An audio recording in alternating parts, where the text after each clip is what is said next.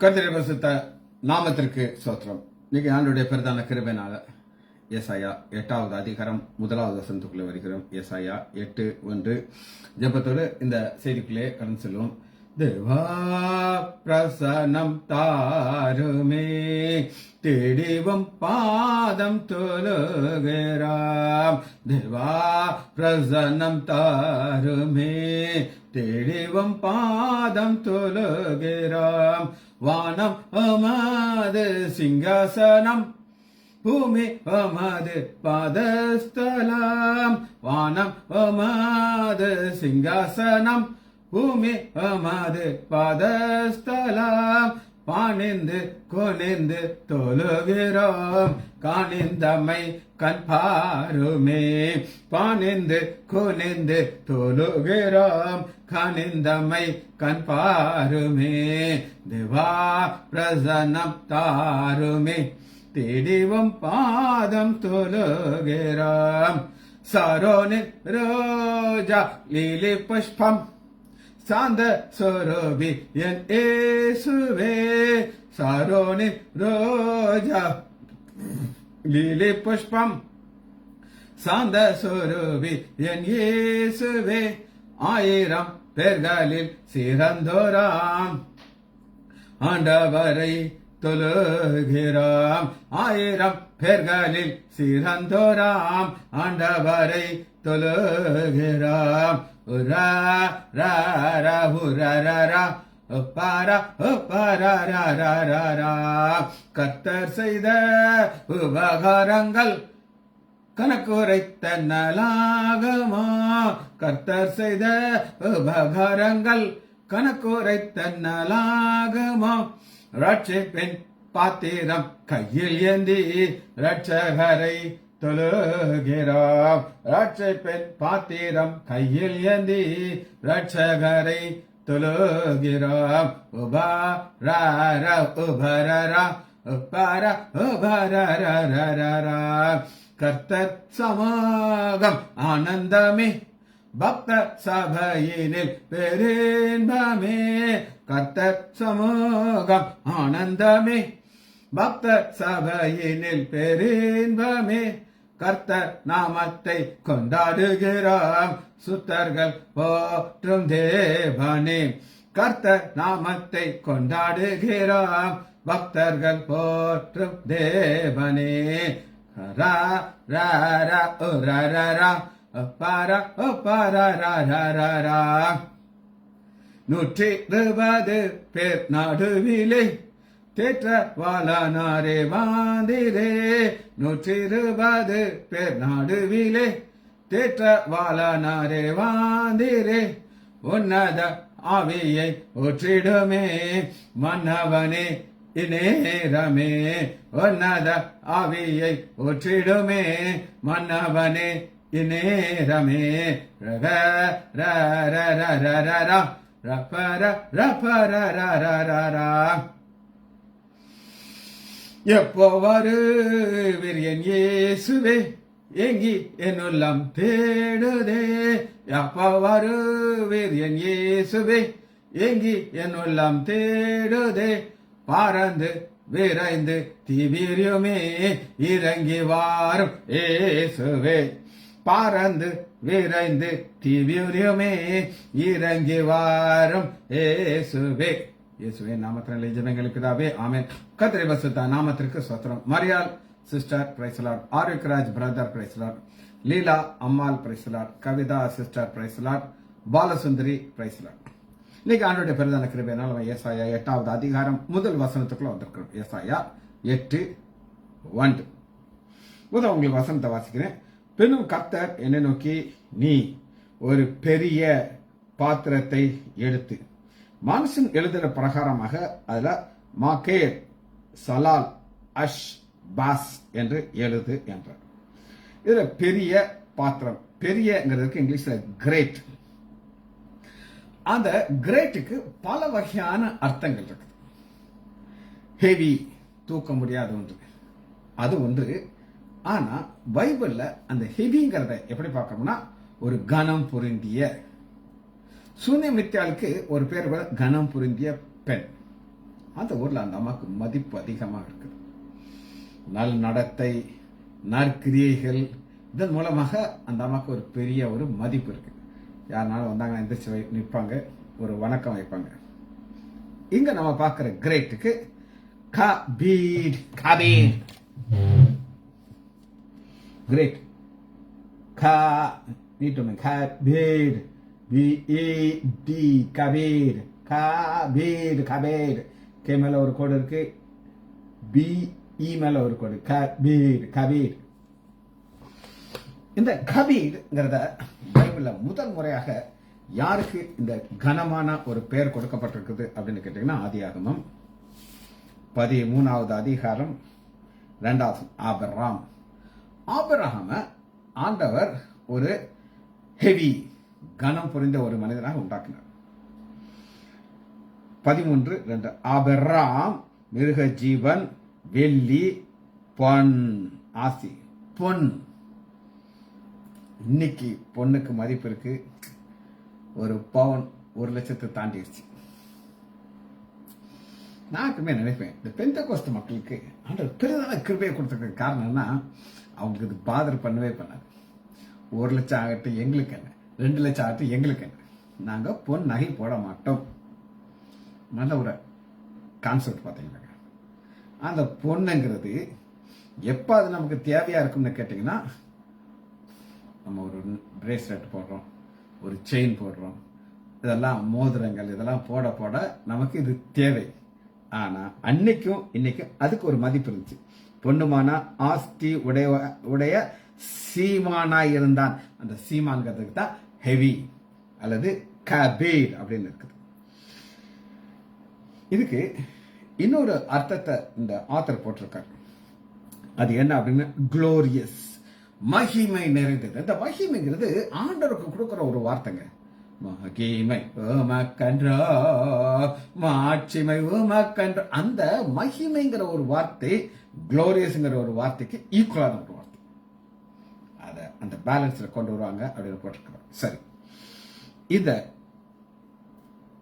மகிமைய யோபுக்கு எவ்வளவு இருந்தது அப்படின்னு நீங்க கேட்டீங்கன்னா, யோபு உங்களுக்கு எவ்வளவு மகிமை இருந்துச்சு, எவ்வளவு வெயிட் இருந்துச்சு, உங்களுக்கு எப்படி உங்களை கபீடா பார்த்தாங்க அப்படின்னு கேட்டீங்கன்னா, யோபு ஒரு வார்த்தையை யூஸ் பண்ணுகிறார். யோபு 6வது அதிகாரம்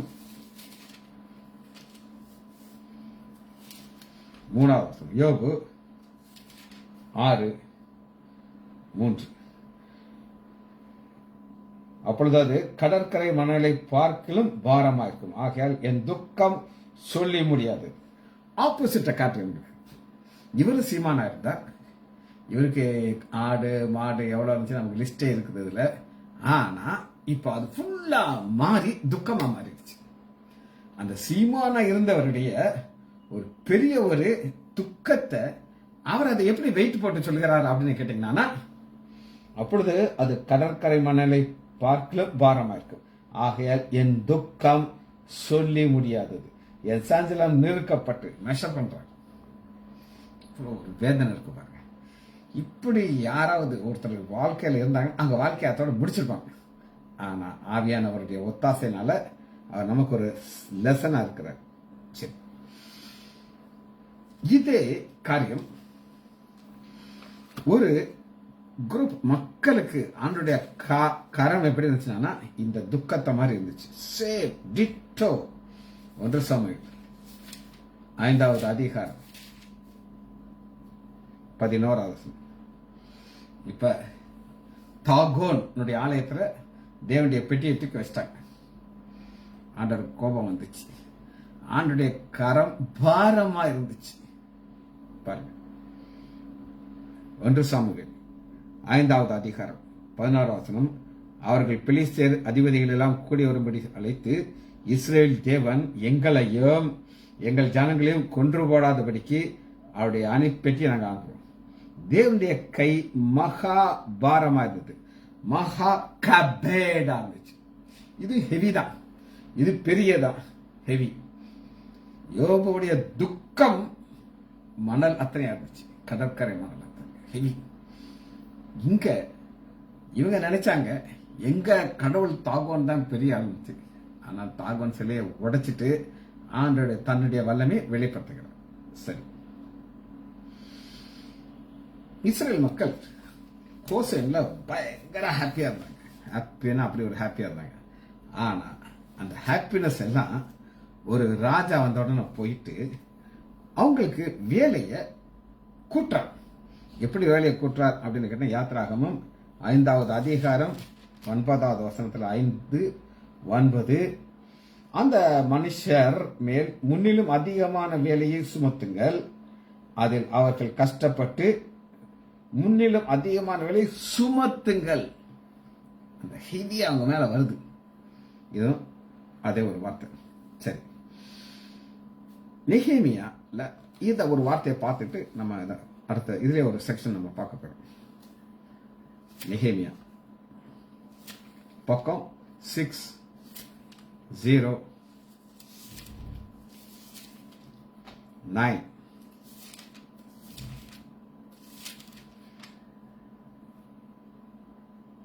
ஐந்து 18 கடைசி போர்ஷன் மட்டும் நான் வாசிக்கிறேன். இந்த ஜனங்கள் பாடுபட்டு கடினமா இருக்கபடினாலே அதிபதிகள் வாங்குறபடி நான் வாங்கவில்லை. இவங்களுடைய கஷ்டத்தை எப்படி சொல்கிறார்னா, இந்த ஜனங்கள் பாடுபட்டு கடினமா இருந்ததுனால, பாடுபட்டு ஏற்கனவே இது மேல அவ்வளவு சுமை இருக்குது, டாக்ஸ் இருக்குது. சோ இது ஒரு வார்த்தை. இதுல அடுத்து ரபாப் அப்படின்னு ஒண்ணு இருக்குது. ரபாப் உங்களுக்கு நான் காட்டுறேன். பி அப்படின்னு நான் போட்டுட்டேன். ரபாப், RABAB, ரபாப். ரப்னா அது நீட் வந்து ரபாப். பாப் வந்து ஷார்ட். ரபாப் ரைட். இந்த ரபாப் அப்படின்னா என்ன அர்த்தம்னா, to be number, numerous, great, large. Numerous, லார்ஜ்னா எண்ணிக்கைக்கு அடங்காத ஒரு நம்பரை பெரியங்கிறத விட ரபாப் அப்படின்னு சொல்லி சொல்றாங்க. அது என்னன்றது பைபிள் உங்களுக்கு நான் காட்டுறேன். ஆதியாகமம் 6வது அதிகாரம் 1 வசனத்துல, மனுஷர் பூமியின் மேல் பெருக தொடங்கியது. பெருக நம்பர் கூட்டிகிட்டே போதுங்க. அந்த நம்பர் எண்ண முடியாத அளவுக்கு நம்பர் போயிட்டு இருக்குது. ஆதாம், ஏபால், காயின், ஆபேல்ங்கிறதெல்லாம் ஒவ்வொரு நம்பரா வந்துகிட்டு இருக்குது. ஆனா பெருகி நம்பர்லெஸ், எண்ண முடியாத அளவுக்கு போயிடுச்சு. அதைத்தான் நம்ம ரபாப் அப்படின்னு பார்க்கிறோம். அடுத்து இன் சைஸ். ஆதியாகமம் 18வது அதிகாரம் 20 18-20. பின்பு கர்த்தர் சொதோம் கொமோராவிலே கூக்குரல் பெரிதா இருப்பதனாலும் அவருடைய பாவம் மிகவும் கொடிதம். பாருங்க, கூக்குரலும் கவுண்ட் பண்ண முடியாது, நம்பர்லெஸ். பாவம் மிகவும் கொடியதா இருக்குதான். இதுக்கு நம்ம பார்க்கறது ஒரு ரபாப் கிடையாது. இதுல நம்ம பார்க்கிற ஒரு வார்த்தை என்ன அப்படின்னு, RABAB, ரபாப். ரபாப். சரி, கூக்குரல். யோபு என்ன சொல்றாரு பார்த்துட்டு அடுத்த வார்த்தைக்குள்ள போயிடும்.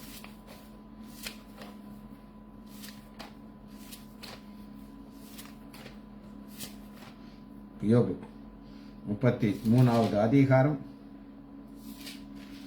12வது. யோபு 33:12.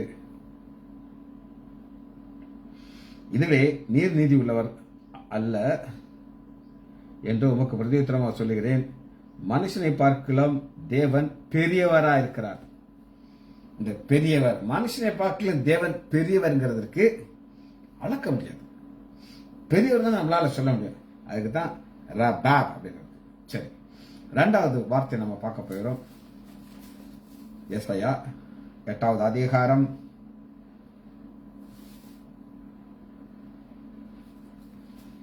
1 வசனம்.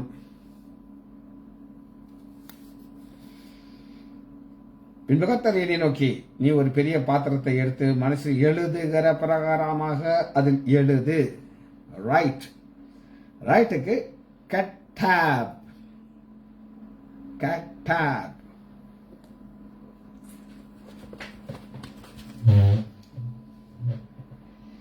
கட்டாப். KATAB. கட்டாப். ஏ மேல ஒரு கோடு போட்டிருக்கேன். கட்டாப். கட்டாப் எழுது. ரைட். கெட்டாப்ங்கிறது எழுதுங்கிறது 2 வகையான எழுத்து இருக்குதுங்க. ஒரு எழுத்து நம்ம எழுதுற மாதிரி எழுதுறது.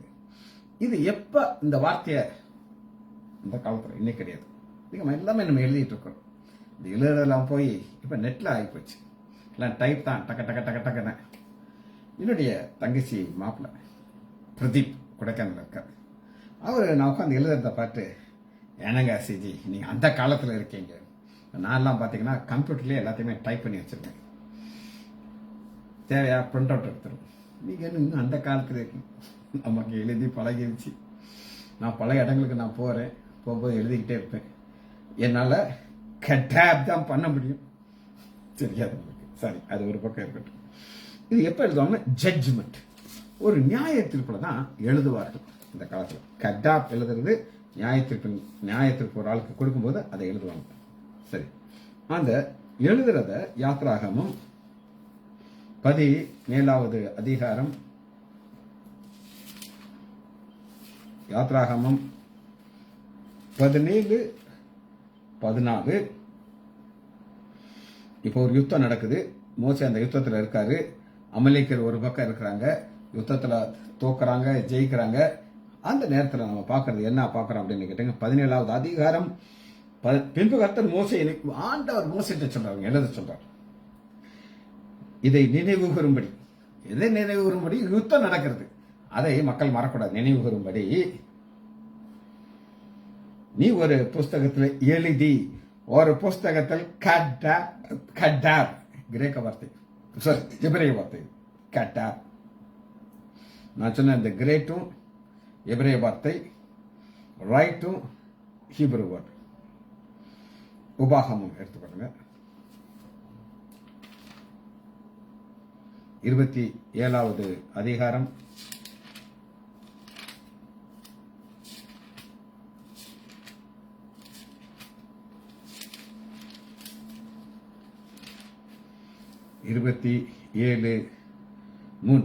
உன் பிதாக்களின் தேவனாகிய கர்த்தர் உனக்கு சொன்னபடி உனக்கு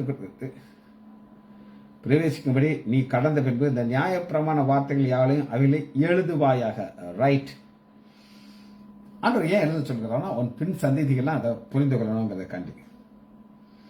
இன்னொரு வார்த்தையை நம்ம அந்த எழுதுறதுக்கு நம்ம பார்த்துக்கிட்டு அடுத்த வார்த்தை போகிறோம். யோசுவா எடுத்துக்கொள்ளுங்க,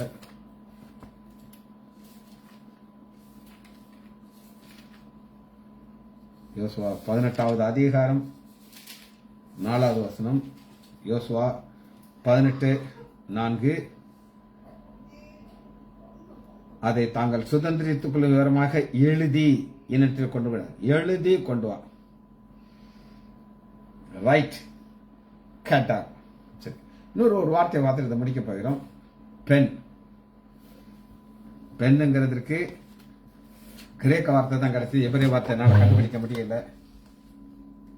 பென், கலா மோஸ், KLA, கலா மோஸ், MOS, மோஸ். இது ஒரு கிரேக்க வார்த்தை, கிரீக் வேர்டு. அன்னைக்கு எழுதுறதுக்கு நம்முடைய ரீஃபில் மாதிரிலாம் கிடையாது. எதை யூஸ் பண்ணாங்கன்னா, ரீட், ஒரு சின்ன பைப் மாதிரி இருக்கும்.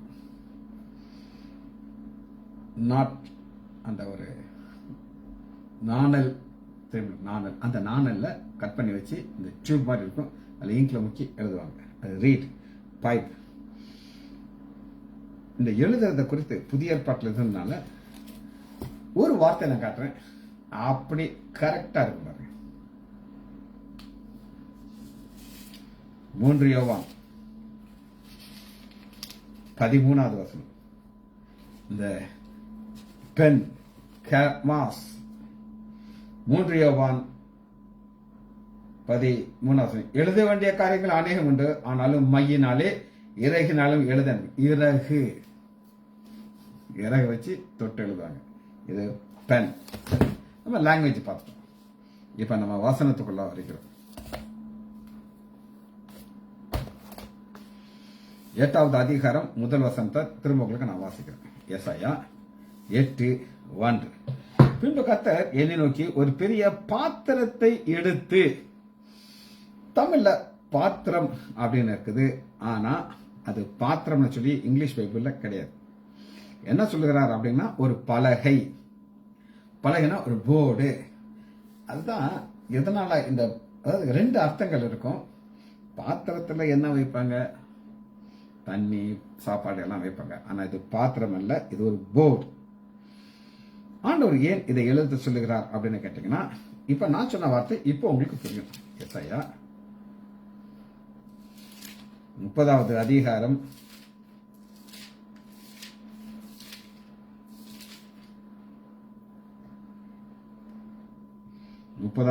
அதிகாரம் 8வது வசனத்தை வாசிக்கிறேன். இப்பொழுது நீ போய் இது பிற்காலத்தில் என்றென்றைக்கு இருக்கும்படி இதை அவர்களுக்கு முன்பாக ஒரு பலகையில் எழுதி புஸ்தகத்தில் வரை. பலகை இங்க எழுதும் போது பலகைன்னு போட்டாரு இந்த டிரான்ஸ்லேட் பண்றவங்க. ஆனா 8வது அதிகாரத்துல அது எப்படி போட்டாங்க, ஒரு பாத்திரம் வச்சு. நமக்கு பாத்திரத்தை பலகைன்னு வச்சுக்கோங்க. அதை நம்ம இப்படி மாத்தி வாசிப்போம். எதற்காக எழுத சொல்லுகிறார் அப்படின்னு கேட்டீங்கன்னா, 7வது வசனத்துல பாருங்க, சும்மா இருப்பதே அவர்களுக்கு பலன் என்று அவர்களுக்கு கூறுகிறேன். சும்மா, இந்த சும்மாங்கிறது நம்ம யுத்தத்துல பாக்குறோம். யாத்ராகமத்துல 14வது அதிகாரத்துல ஆண்டவர்களுக்கார யுத்தம் செய்வாரு. இங்க சும்மா இருங்க, வாயை பொத்திக்கிட்டு இருங்க. ஏன் வாயை பொத்திக்கிட்டு இருக்க சொல்றாருன்னா, நம்ம விட்டா முறுமுறுத்துறோம். அந்த முறுமுறை ஆண்டவர் பிடிக்காது. ஒன்னு நீ துதிக்கணும், ஏன்னா நீ சும்மா இரு அப்படின்னு சொல்லிட்டு, இது என்னுடைய அடுத்த ஒரு தாற்பயம் என்ன அப்படின்னு கேட்டீங்கன்னா, இதை நீ எழுதி வச்சாதான் 10வது வசனத்தை பார்த்துக்கிறேன். இவர்கள் தரிசனக்காரரை நோக்கி தரிசனம் காண வேண்டாம் என்றும், ஞான திருஷ்டிக்காரனை நோக்கி யதார்த்தமா எங்களுக்கு ஞான தரிசனம் எங்களுக்கு இதமான வார்த்தைகளை சொல்லு. அதாவது முதல் அகஸ்டின் ஜெபக்குமார் ஒரு செய்தி கொடுத்திருக்கிறார். தலையானை பைபிள் இருக்கு. அவங்க தலையானையில படுத்துக்கிட்டு இருக்குன்னு நினைப்பாங்க. எங்களுக்கு கரெக்டானதை நீங்க சொல்லாத, எங்களை சந்தோஷப்படுத்துறமான வார்த்தையை சொல்லு. அதான் சொல்றாரு, இது ஆகிறது இல்லை, இதை எழுது அப்படின்றாரு. சரி, எழுதுறதுல 2 வகையா இருக்குன்னு நான் உங்களுக்கு சொல்லியிருக்கேன். சும்மா எழுதுறதும், இப்ப நான் நிறைய எழுதிக்கிட்டே இருப்பேன். ஃபைலா எழுதுறேன், புக்கா எழுதுறேன், ஒரு டிராயர்ல எல்லாம் எழுதி முடிச்சாலும் அதுக்குள்ள தூக்கி வச்சிருக்கிறேன். புஸ்தகங்கள்லாம் காலி ஆகிட்டே இருக்கும் எனக்கு. ஆனா யோபு என்ன சொல்லுகிறார் அப்படின்னு கேட்டீங்கன்னா, 19வது அதிகாரம் 23வது வசனத்துல, நான் இப்பொழுது சொல்லப்பட்ட வார்த்தை எழுதப்பட்டால் நலமா இருக்கும் புஸ்தகம். அதேதான். ஆனா அடுத்த ஸ்டெப்ல அவர் என்ன பண்றாரு பாத்தீங்கன்னா, அவர் என்றென்றைக்கும் நிலைத்து கருங்களினால வெட்டல் உதிர்கள். என்னன்னா, என் மீட்பர் உயிரோடு இருக்கிறார். இதை யாருமே மறக்க முடியாது. என் மீட்பர் உயிரோடு இருக்காங்கிறத எழுதுன்னு சொன்னவரு எழுதாது. கல்லு வெட்ட வச்சு ஆட்டி ஈயத்தை பூசு, எத்தனை தலைமுறை வந்தாலும் அதை பார்க்க முடியும். அப்ப எழுத்துல அடுத்த ஸ்டெப் அது. இதுலயே அடுத்த ஒரு டெப்த்தை நீங்க பார்க்கறதுக்கு ஒரு டெப்தா நான் உங்களுக்கு காட்டுறேன். இது அடுத்த ஸ்டேஜ். நீங்க அந்த ஒவ்வொரு ஸ்டேஜையும் பார்க்கும்போது, இப்போ 3வது ஸ்டேஜ் உங்களுக்கு காட்டுறேன். அபகுக் 2வது அதிகாரம் 2, 3 தீர்க்க தரிசனம். இப்ப நம்ம பார்க்கறது அத்தனையும் சரித்திரம், தீர்க்க தரிசனம் பிரிக்க முடியாது. பழைய ஏற்பாட்டில் தீர்க்க தரிசனங்கிறது 2 வகையா இருக்கும். உங்களுக்கு என்ன சொல்லியிருக்கேன். ஒன்று நடந்து முடிந்த தீர்க்க தரிசனம், இயேசு கிறிஸ்துவின் வருகை. 2வது வருகை இனி நடக்க வேண்டியது. இது எல்லாத்தையும் அபகுக் ஆண்டவர் என்ன சொல்லுகிறார் அப்படின்னு கேட்டீங்கன்னா, பக்கம் 1084. அப்பொழுது கர்த்தர் எனக்கு பிரதியுத்தரமாக, நீ தரிசனத்தை எழுதி அதை கடந்து போகிறவன் வாசிக்கும்படி பலகையிலே தீர்க்கமாக வரை. குறித்த காலத்திற்கு தீர்க்க தரிசனம் வைக்கப்பட்டிருக்கு. குறித்த காலம் ஒரு டைம் வச்சிருக்கிறார். அந்த டைம் வந்தா தான் இது நடக்கும். 2வது வருகை நடக்கிறதுக்கு டைம் வச்சிருக்கிறார். அது பாருங்க, முடிவிலே அது விளங்கும், அது பொய் சொல்லாது, அது தாமதித்தாலும் அதற்கு காத்திரு, அது நிச்சயமாக வரும், அது தாமதிப்பது இல்லை. தாமதித்தாலும் காத்திரு, தாமதி. அப்ப அந்த டைம் வந்துருச்சுன்னா அது வந்துடும். அதுக்கு வர காத்திருக்கணும். நீ எழுதி வச்சுக்க.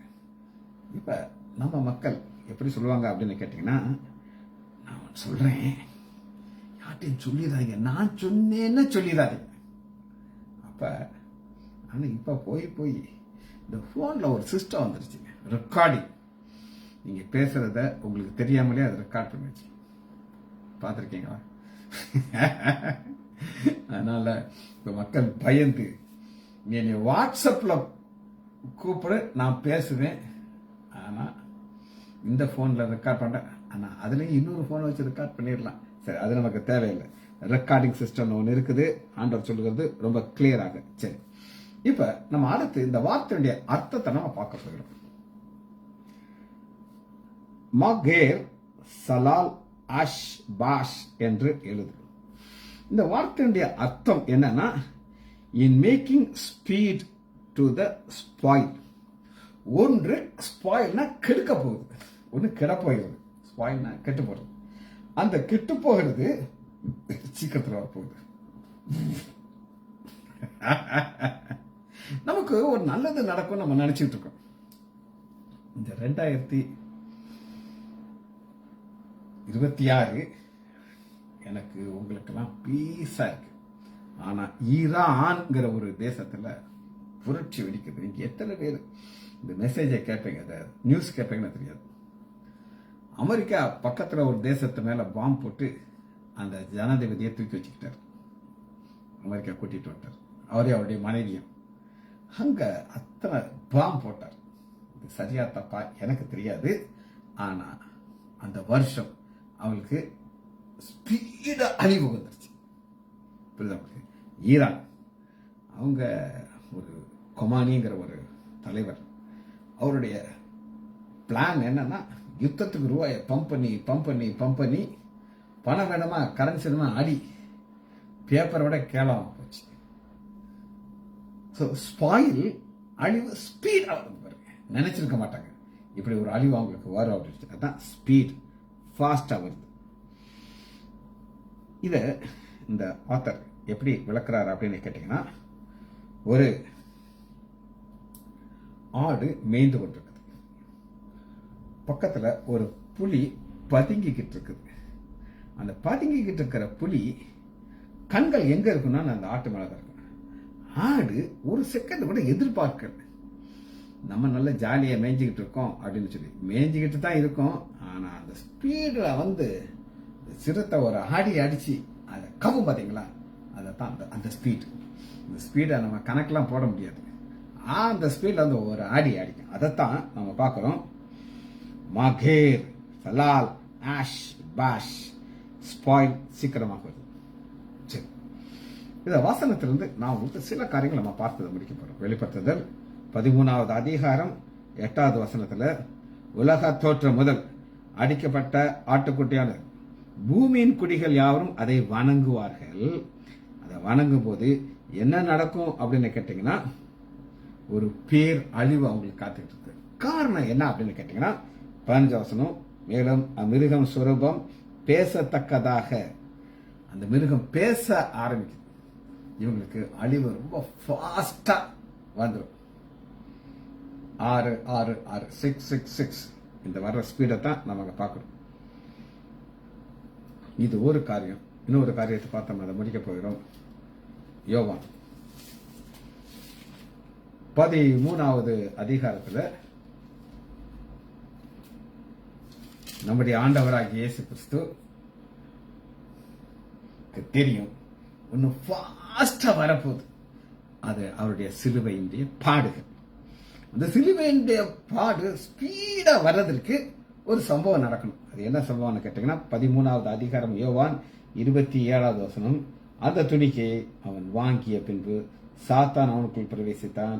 அப்பொழுது இயேசு அவனை நோக்கி, நீ செய்கிறதை சீக்கிரமாக செய், சீக்கிரமாக ஃபாஸ்டா செய்ய. நீ இதை சீக்கிரம் செஞ்சாதான் நான் சிலுவைக்கு போக முடியும். நான் சிலுவைக்கு போனாதான் உலகத்தினுடைய பாவம் ஏன் மேல வரும். ஏன் மேல பாவம் வந்து அவர் தேவ ஆட்டுக்குட்டியாக மறிக்கிறதோட நான் நிக்க மாட்டேன். 3வது நாள் உயிரில் இருந்தேன். எல்லாத்துக்கும் ஒரு சம்பவம் ஃபாஸ்டா நடக்கணும். இந்த சம்பவத்தை தான் நம்ம பார்க்கிறோம். மேக் இட் ஸ்பீட் அப்படிங்கிறார். ஜெபிச்சு முடிப்போமா? மகா இரக்கமும் கிருபையுமுள்ள பிதாவே, உம்மை துதிக்கிறோம் ஐயா. அவருடைய பிரதான கிருபையினாலே நாங்கள் 8வது அதிகாரத்துக்குள் வந்திருக்கிறோம் ஐயா. இந்த வருஷத்தின் ஆழத்தை தூய ஆவியானவர் எங்களுக்கு வெளிச்சம் போட்டு காட்டினதுக்காக நன்றி ராஜா. பிள்ளைகள் ஒவ்வொருவரையும் என் ஆண்டவராகிய இயேசு கிறிஸ்துவின் நாமத்தினாலே ஆசீர்வதிக்கிறேன். இயேசுவின் நாமத்தினால் ஜெபங்கள் பிதாவே. ஆமேன், ஆமேன், ஆ